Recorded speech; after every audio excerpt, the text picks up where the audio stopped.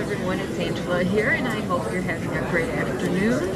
I want to send out a thank you to CBN News for lending out their video. As you can see from the title, there is news that RFK is expected to drop out of the presidential race. There are rumors going around, though, saying that he will be joining the Trump campaign to help President Trump get reelected. I don't know. We'll have to wait till the time comes, but I haven't seen anything about a 2-minute warning yet.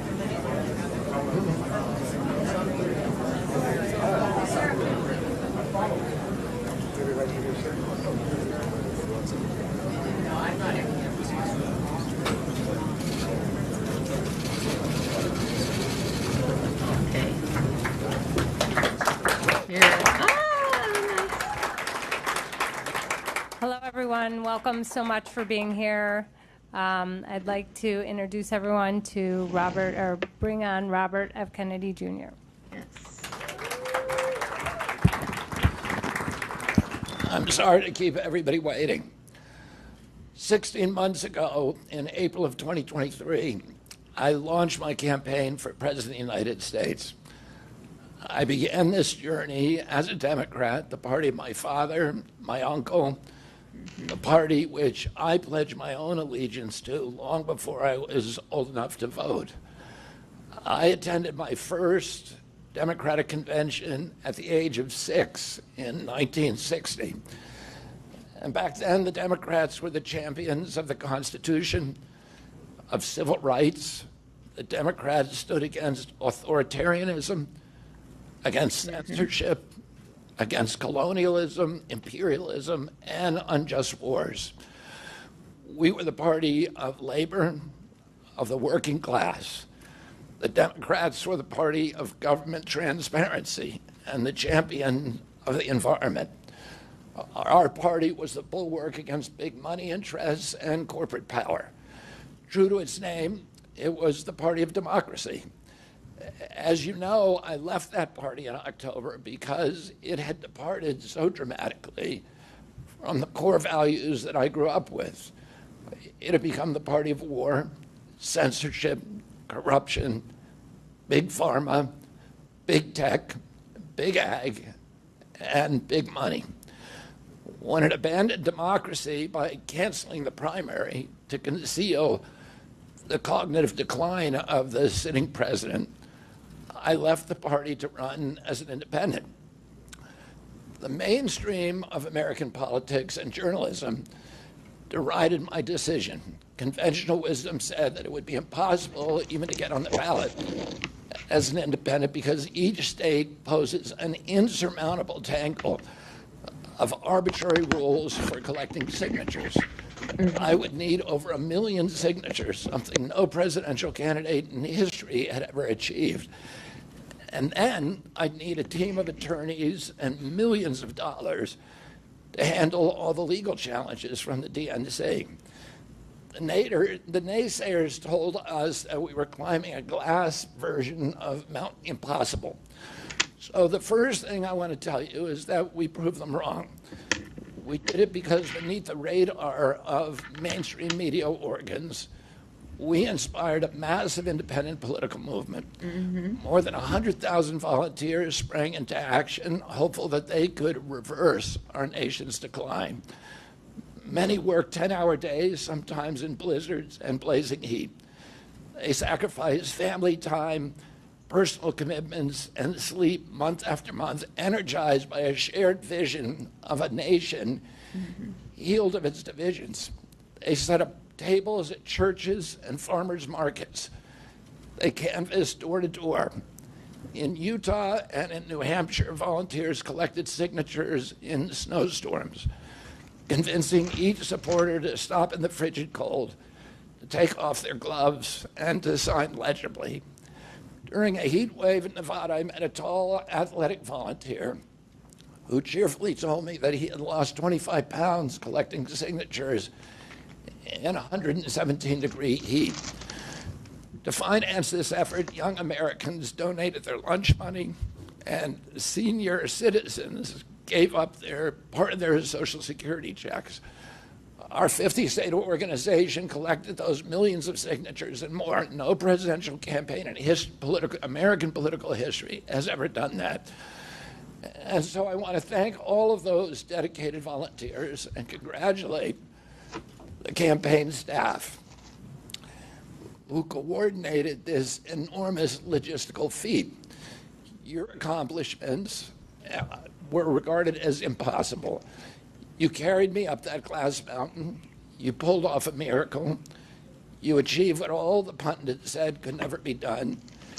You have my deepest gratitude, and I'm never going to forget that, not just for what you did for my campaign, but for the sacrifices you made because you love our country. You showed everyone that democracy is still possible here. It continues to survive in the press and in the idealistic human energies that still thrive beneath a canvas of neglect and of official and institutional corruption. Today, I'm here to tell you that I will not allow your efforts to go to waste.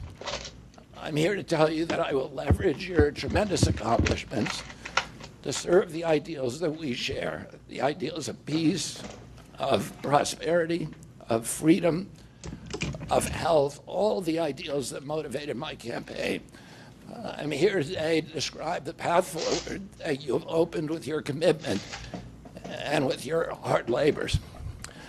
Now, in an honest system, I believe that I would have won the election.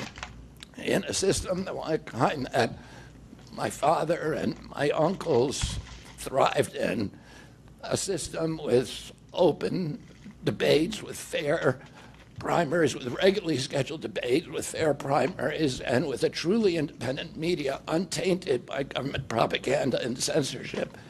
In a system of nonpartisan courts and election boards, everything would be different. After all, the polls consistently showed me beating each of the other candidates, both in favorability and also in head-to-head matchups. But I'm sorry to say that while democracy may still be alive at the grassroots, it has become little more than a slogan for our political institutions, for our media, and for our government, and most sadly at all for me, for the Democratic Party. In the name of saving democracy, the Democratic Party set itself to dismantling it, lacking confidence in its candidate, that its candidate could win in a fair election at the voting booth. The DNC waged continual legal warfare against both President Trump and myself. Each time that our volunteers turned in those towering boxes of signatures needed to get on the ballot, the DNC dragged us into court, state after state, attempting to erase their work and to subvert the will of the voters who had signed those petitions. It deployed DNC-aligned judges to throw me and other candidates off the ballot and to throw President Trump in jail. It ran a sham primary that was rigged to prevent any serious challenge to President Biden. Then, when a predictably bungled debate performance precipitated the palace coup against President Biden, the same shadowy DNC operatives appointed his successor, also without an election. They installed a candidate who was so unpopular with voters that she dropped out in 2020 without winning a single delegate. My uncle and my father both relished debate. They prided themselves on their capacity to go toe-to-toe with any opponent in the battle over ideas. They would be astonished to learn of a Democratic Party presidential nominee who, like Vice President Harris, has not appeared in a single interview or an unscripted encounter with voters for 35 days. This is profoundly undemocratic. How are people to choose when they don't know whom they are choosing? And how can this look to the rest of the world? My father and my uncle were always conscious of America's image abroad. because of our nation's role as the template for democracy, the role model for democratic processes, and the leader of the free world. Instead of showing us her substance and character, the DNC and its media organs engineered a surge of popularity for Vice President Harris based upon, well, nothing. No policies, no interviews, no debates, only smoke and mirrors and balloons in a highly produced Chicago circus. There in Chicago, a string of Democratic speakers mentioned Donald Trump 147 times just on the first day. Oh, who needs a policy when you have Trump to hate? In contrast, at the RNC convention, President Biden was mentioned only twice in 4 days. I do interviews every day. Many of you have interviewed me. Anybody who asks gets to interview me. Some days I do as many as 10. President Trump, who actually was nominated and won an election, also does interviews daily. How did the Democratic Party choose a candidate that has never done an interview or debate during the entire election cycle? We know the answers. They did it by weaponizing the government agencies. They did it by abandoning democracy. They did it by suing the opposition. Yes. And by disenfranchising American voters. What most alarms me isn't how the Democratic Party conducts its internal affairs or runs its candidates. What alarms me is the resort to censorship and media control and the weaponization of the federal agencies. When a U.S. president colludes with or outright coerces media companies to censor political speech, it's an attack on our most sacred right of free expression, and that's the very right upon which all of our other constitutional rights rest. President Biden mocked Vladimir Putin's 88% landslide in the Russian elections, observing that Putin and his party controlled the Russian press, and that Putin prevented serious opponents from appearing on the ballot. But here in America, the DNC also prevented opponents from appearing on the ballot. And our television networks expose themselves as Democratic Party organs. Yes. Over the course of more than a year, in a campaign where my poll numbers reached at times in the high 20s, the DNC-aligned mainstream media networks maintain a near perfect embargo on interviews with me. During his 10-month presidential campaign in 1992, Ross Perot gave 34 interviews on mainstream networks. In contrast, during the 16 months since I declared, ABC, NBC, CBS, MSNBC, and CNN combined gave only 2 live interviews from me.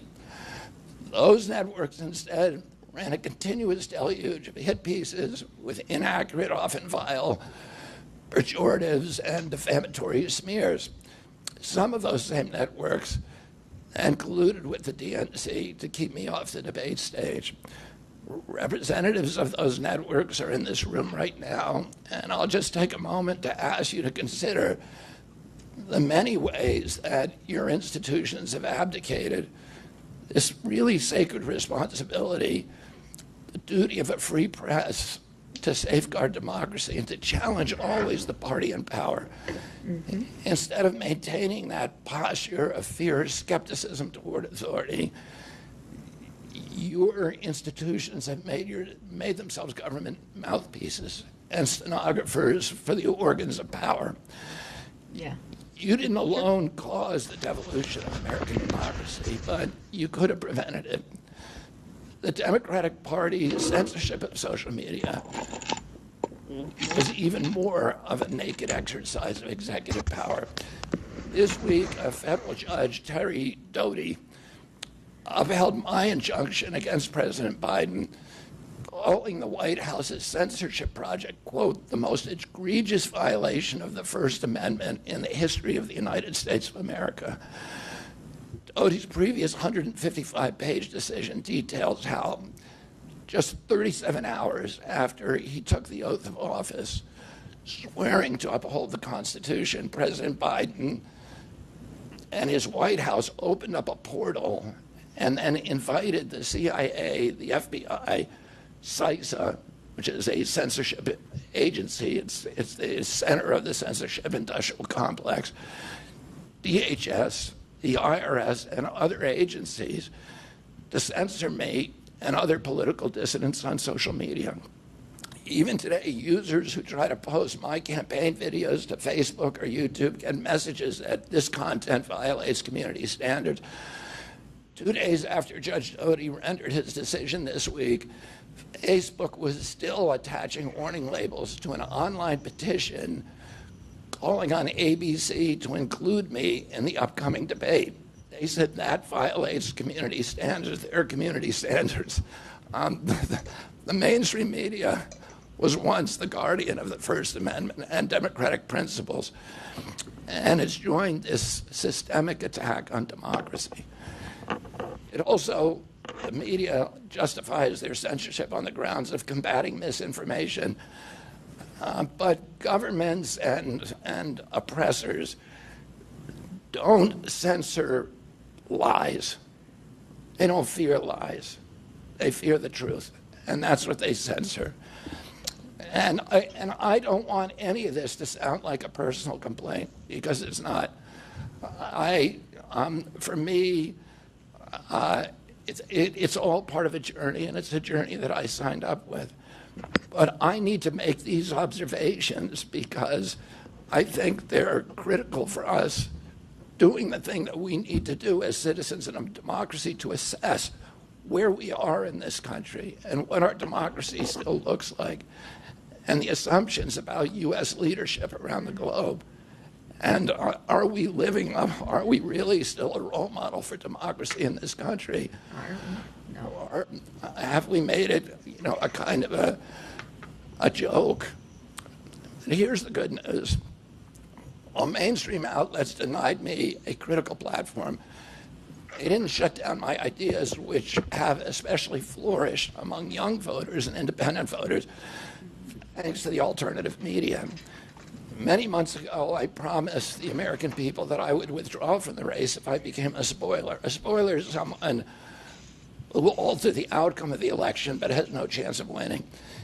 In my heart, I no longer believe that I have a realistic path to electoral victory in the face of this relentless, systematic censorship and media control. So I cannot in good conscience ask my staff and volunteers to keep working their long hours or ask my donors to keep giving when I cannot honestly tell them that I have a real path to the White House. Furthermore, our polling consistently showed that by staying on the ballot in the battleground states, I would likely hand the election over to the Democrats with whom I disagree on the most existential issues: censorship, war, and chronic disease. Oh, I want everyone to know that I am not terminating my campaign. I am simply suspending it and not ending it. My name will remain on the ballot in most states. If you live in a blue state, you can vote for me without harming or helping President Trump or Vice President Harris. In red states, the same will apply. I encourage you to vote for me. And if enough of you do vote for me, and neither of the major party candidates win 270 votes, which is quite possible. In fact, today our polling shows them tying at 269 to 269. And I could conceivably still end up in the White House in a contingent election. But in about 10 battleground states where my presence would be a spoiler, I'm going to remove my name. And I've already started that process and urge voters not to vote for me.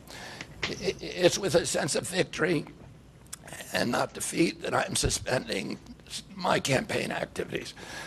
Not only did we do the impossible by collecting 1 million signatures, we changed the national political conversation forever. chronic disease, free speech, government corruption, breaking our addiction to war, have moved to the center of politics. I can say to all who have worked so hard in the last year and a half, thank you for a job well done. Three great causes drove me to enter this race in the first place, primarily. And these are the principal causes that persuaded me to leave the Democratic Party and run as an independent, and now to throw my support to President Trump. The causes were free speech, the war in Ukraine, and the war on our children. I've already described some of my personal experiences and struggles with the government's censorship industrial complex. I want to say a word about the Ukraine war.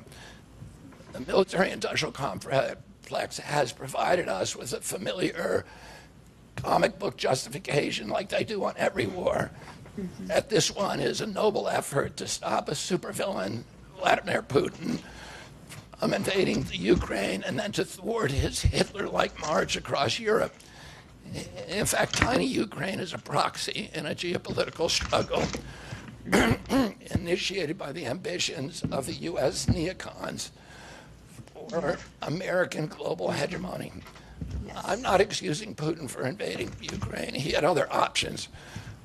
But the war is Russia's predictable response to the reckless neocon project of extending NATO to encircle Russia, a hostile act. The credulous media rarely explain to Americans that we unilaterally walked away from 2 intermediate nuclear weapons treaties with Russia and then put nuclear-ready Aegis missile systems in Romania and Poland. This is a hostile act. And that the Biden White House repeatedly spurned Russia's offer to settle this war peacefully. The Ukraine war began in 2014 when U.S. agencies overthrew the democratically elected government of Ukraine and installed a hand-picked pro-Western government that launched a deadly civil war against ethnic Russians in Ukraine.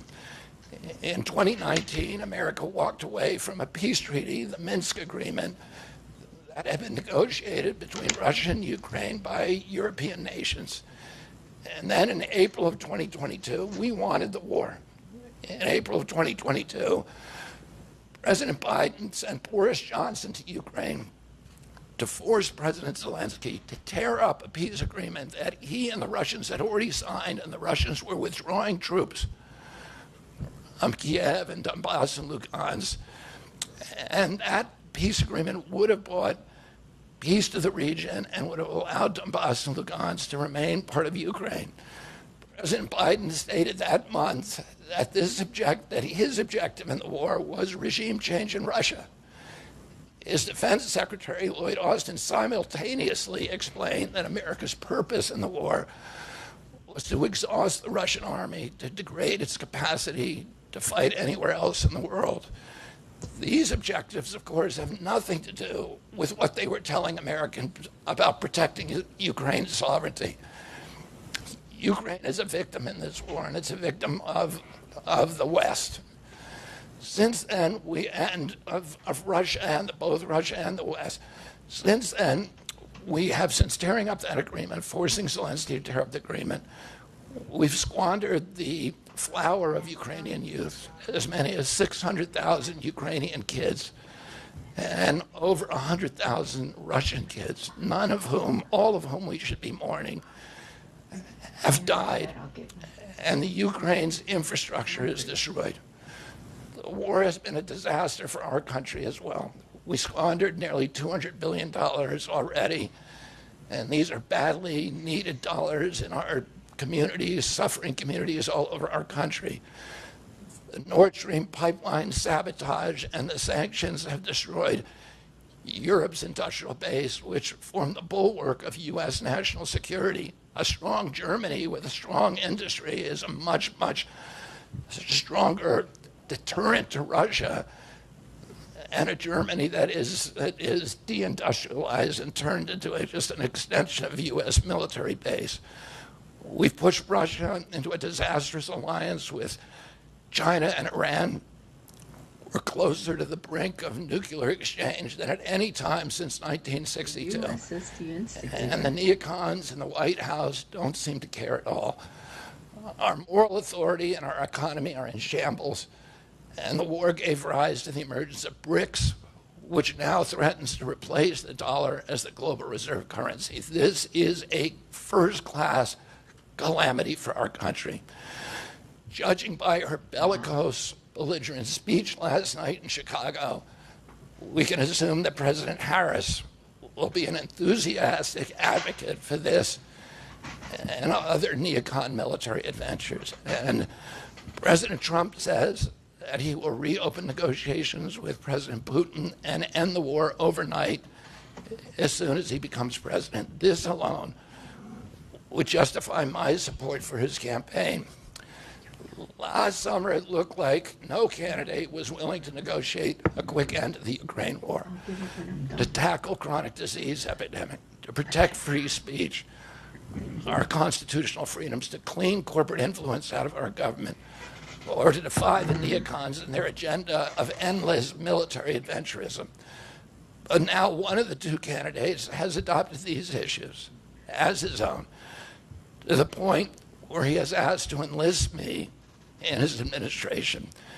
I'm speaking, of course, of Donald Trump. Less than 2 hours after President Trump narrowly escaped assassination, Callie Means called me on my cell phone. I was then in Las Vegas. Callie is arguably the leading advocate for food safety, for soil regeneration, and for ending the chronic disease epidemic that is destroying America's health and ruining our economy. Callie has exposed the insidious corruption at the FDA, the NIH, the HHS, and the USDA that has caused the epidemic. Callie had been working on and off for my campaign, advising me on those subjects since the beginning. And those subjects have been my primary focus for the last 20 years. I was delighted when Callie told me that day that he had also been advising President Trump.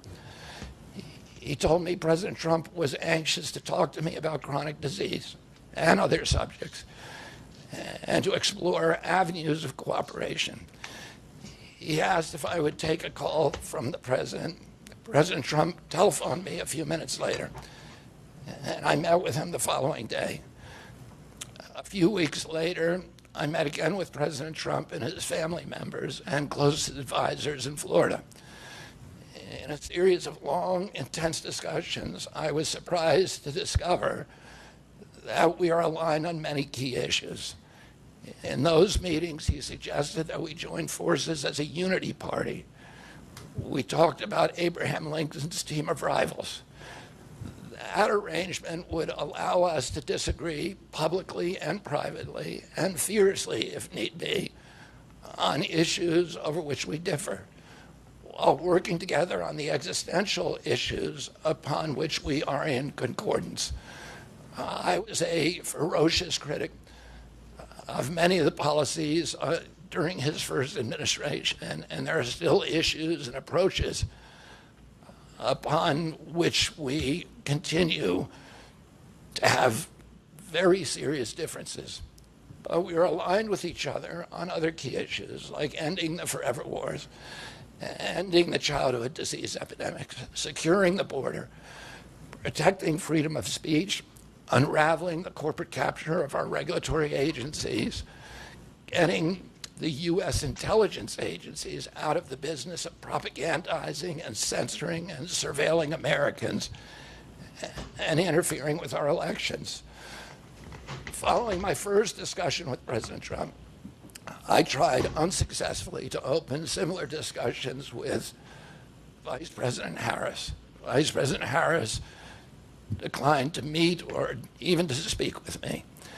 Suspending my candidacy is a heart-rending decision for me, but I'm convinced that it's the best hope for ending the Ukraine war and ending the chronic disease epidemic that is eroding our nation's vitality from the inside, and for finally protecting free speech.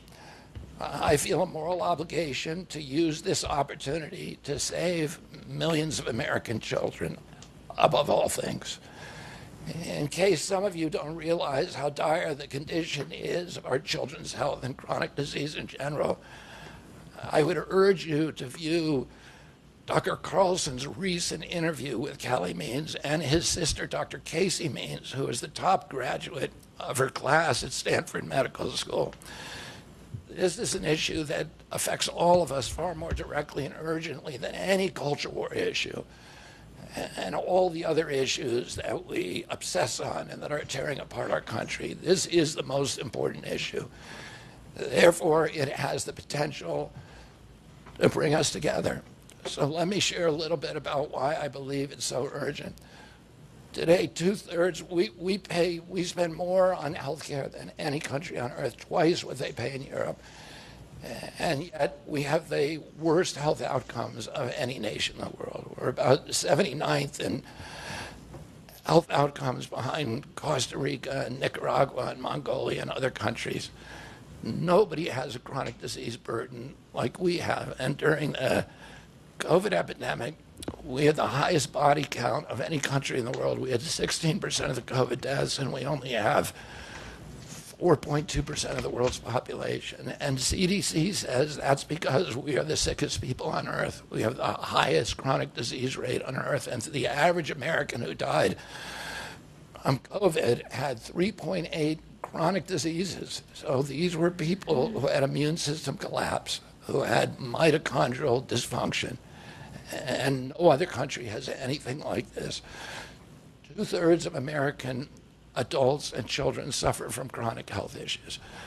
50 years ago, that number was less than 1%. So we've gone from 1% to 66%. In America, 74% of Americans are now overweight or obese, and 50% of our children. 120 years ago, when somebody was obese, they were sent to the circus. There were case reports done about them. Obesity was almost unknown. In Japan, the childhood obesity rate is 3% compared to 50% here. Half of Americans have prediabetes or type 2 diabetes. When my uncle was president and I was a boy, juvenile diabetes was effectively non-existent. A typical pediatrician would see one case of diabetes during his entire career, a 40 or 50-year career. Today, 1 out of every 3 kids who walks through his office door is diabetic or pre-diabetic, and the mitochondrial disorder that caused diabetes also causing Alzheimer's, which is now classified as diabetes, and it's costing this country more than our military budget every year. There's been an explosion of neurological illnesses that I never saw as a kid: ADD, ADHD, speech delay, language delay, Tourette's syndrome, narcolepsy, ASD, Asperger's, autism.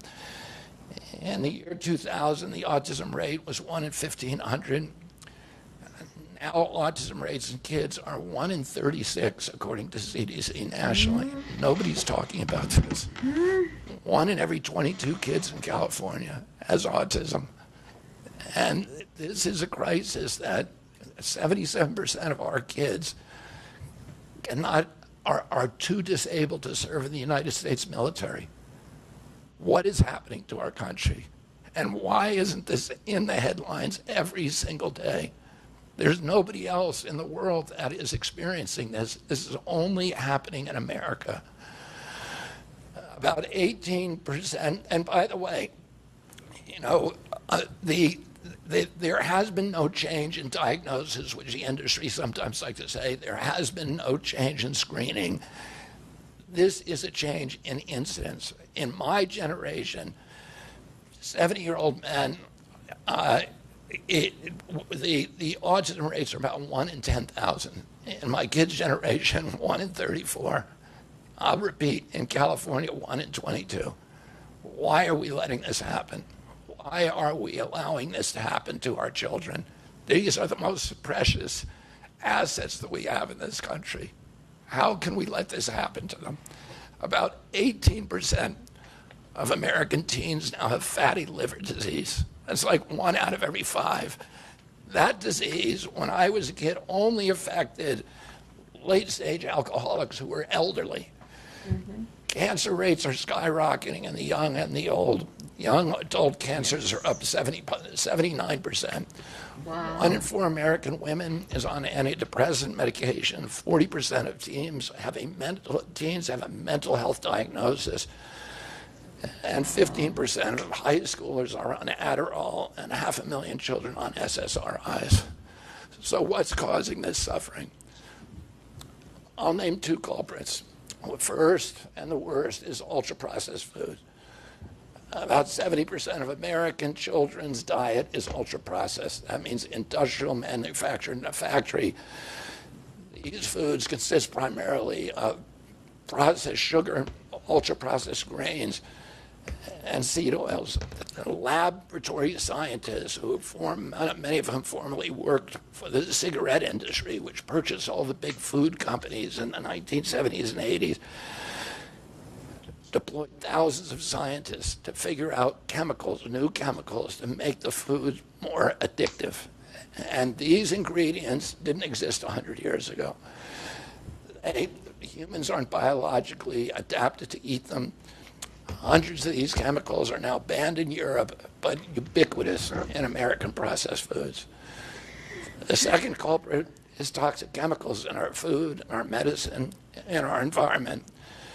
Pesticides, food additives, pharmaceutical drugs, and toxic waste permeate every cell of our bodies. The assault on our children's cells and hormones is unrelenting. To name just one problem, many of these chemicals increase estrogen because young children are ingesting so many of these hormone disruptors. America's puberty rate is now occurring at age 10 to 13, which is 6 years earlier than girls were reaching puberty in 1900. Our country has the earliest puberty rates of any continent on the earth. And no, this isn't because of better nutrition. This is not normal. Breast cancer is also estrogen-driven, and it now strikes 1 in 8 women. We are mass poisoning all of our children and our adults. Considering the grievous human cost of this tragic epidemic of chronic disease, it seems almost crass to mention the damage it does to our economy. But I'll say, it is crippling the nation's finances. When my uncle was president, our country spent $0 on chronic disease. Today, government health care spending is almost all for chronic disease. And it's double the military budget. And it is the fastest growing budget item in the federal budget. And chronic disease costs more to the economy as a whole, costs at least $4 trillion, 5 times our military budget. And that's a 20% drag on everything we do and everything we aspire to. Poor and minority communities suffer disproportionately. People who worry about DEI or about bigotry of any kind, this dwarfs anything. We are poisoning the poor. We are systematically poisoning minorities across this country. Yeah. Industry lobbyists have made sure that most of the food stamp lunch program, about 70% of food stamps and about 70 or 77% of school lunches are processed foods. There's no vegetables. There's nothing that you would want to eat. We are just poisoning the poor citizens, and that's why they have the highest chronic disease burden of anybody, any demographic in our country, and the highest in the world. The same food industry lobbied to make sure that nearly all agricultural subsidies go to commodity crops that are the feedstock of processed food industry. These policies are destroying small farms, and they're destroying our soils. We give about, I think, 8 times as much in subsidies to tobacco than we do to fruits and vegetables. It makes no sense. If we want a healthy country, the good news is that we can change all this. We can change it very, very quickly. America can get healthy again. To do that, we need to do three things. First, we need to root out the corruption in our health agencies. Second, we need to change incentives in our healthcare system. And third, we need to inspire Americans to get healthy again. 80% of NIH grants go to people who have conflicts of interest. These are the people, Right. virtually everybody who sits, Joe Biden just appointed a new panel to NIH to decide the food recommendations. And they're all people who are from the industry. They're all people who are from the processed food companies. Oh, They're deciding what Americans, here is healthy. And the recommendations on the food pyramid and what goes to our school lunch programs, what go to the program, the Swiss program, the food stamp programs. They're all corrupted and conflicted individuals. These agencies, the FDA, USDA, and CDC, all of them are controlled by giant for-profit corporations. 75% of the FDA's funding doesn't come from taxpayer, it comes from pharma. And pharma executives and consultants and lobbyists cycle in and out of these agencies. With President Trump's backing, I'm going to change that. We're going to staff these agencies with honest scientists and doctors who are free from industry funding. We're going to make sure the decisions of consumers, doctors, and patients are informed by unbiased science. A sick child is the best thing for the pharmaceutical industry. When American children or adults get sick with a chronic condition, they're put on medication for their entire life. Imagine what will happen when Medicare starts paying for Ozempic, which costs $1,500 a month. Wow. And it's being recommended for children as young as 6. All for a condition, obesity, that is completely preventable and barely even existed 100 years ago. And 74% of Americans are obese. The cost, if all of them took their Ozempic prescription, is $3 trillion a year.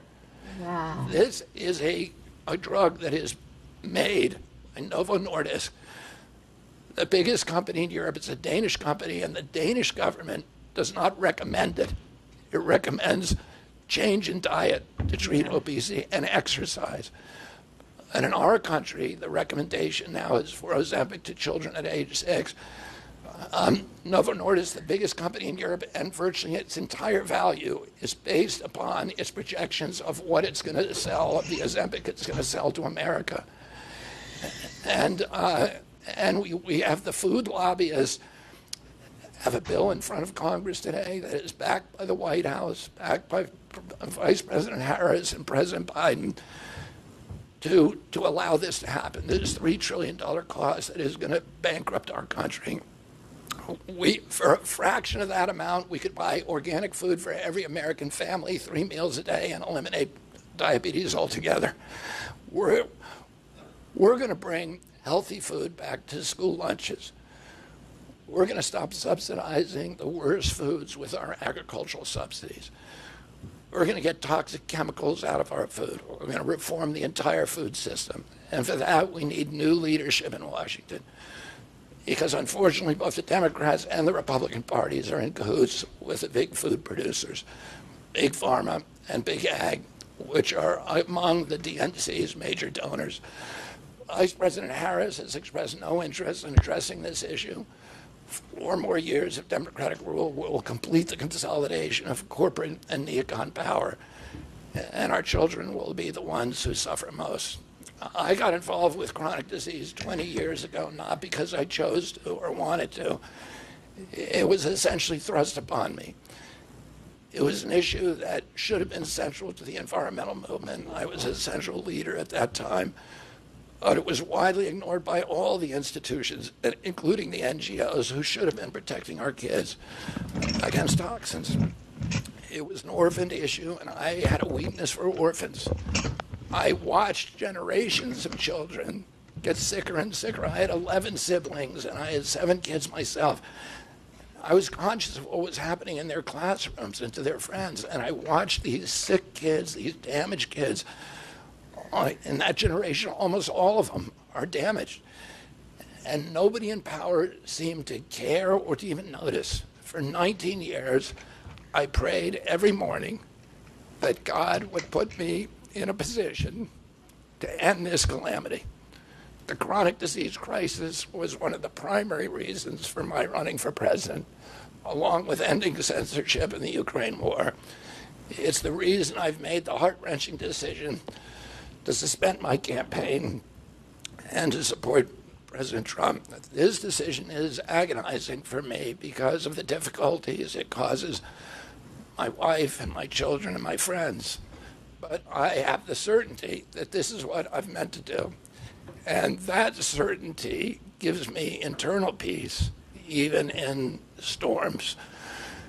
If I'm given the chance to fix the chronic disease crisis and reform our food production, I promise that within 2 years, we will watch chronic disease burden lift dramatically. We will make Americans healthy again. Within 4 years, America will be a healthy country. We will be stronger, more resilient, more optimistic, and happier. I won't fail in doing this. Ultimately, the future, however it happens, is in God's hands and in the hands of the American voters and those of President Trump. If President Trump is elected and honors his word, the vast burden of chronic disease that now demoralizes and bankrupts the country will disappear. This is a spiritual journey for me.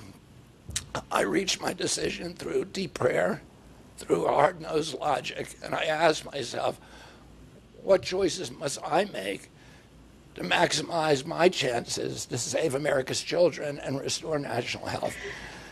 I felt that if I refused this opportunity, I would not be able to look myself in the mirror, knowing that I could have saved lives of countless children and reversed this country's chronic disease epidemic. I'm 70 years old. I may have a decade to be effective.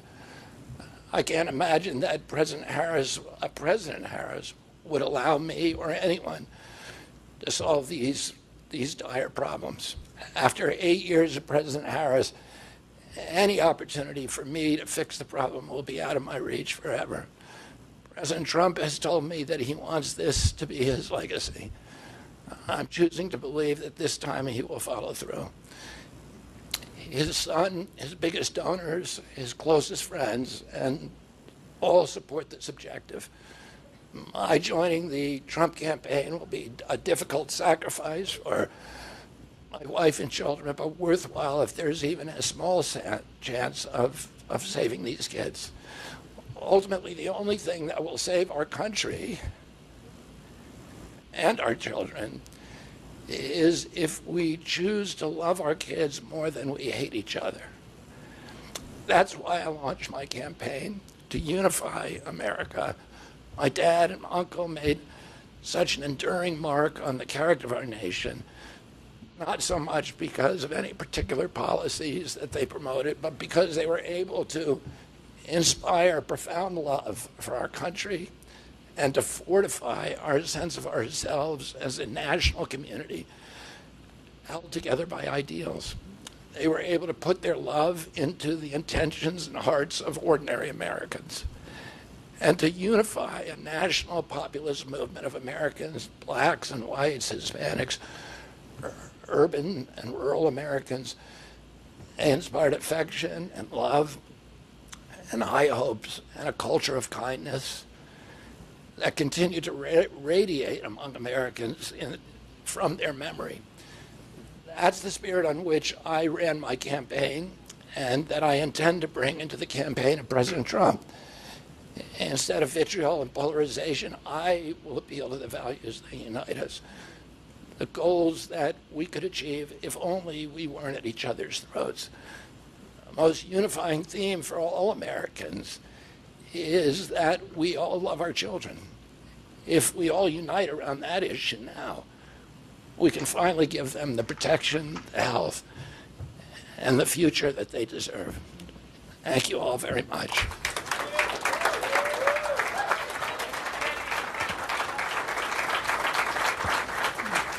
RFK, wonderful guy.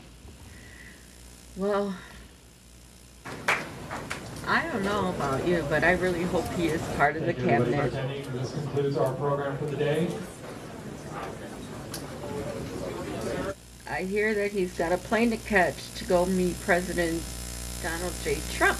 But I'll let you guys go for now. Let me know what you think, all right? If you haven't seen Oh, wow, part one let's of my watch a scary stories, thing I'd here. recommend checking it out.